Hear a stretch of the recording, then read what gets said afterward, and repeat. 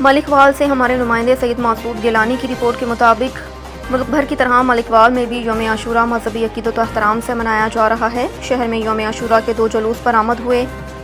ملک بھر کی طرح ملک وال میں بھی یوم عاشوراء مذہبی عقیدت و احترام سے منایا گیا۔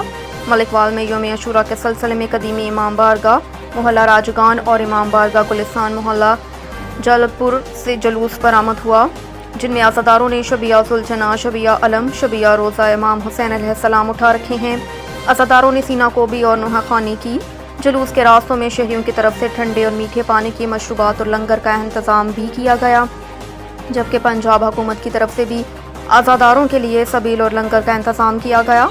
جلوس کے راستوں میں سیکیورٹی کے سخت انتظامات کیے گئے۔ جلوس کے راستوں کو ٹریفک کے لیے بند کر دیا گیا۔ جلوس کے ساتھ محکمہ صحت اور ریسکیو 1122 کی ٹیمیں بھی موجود رہیں۔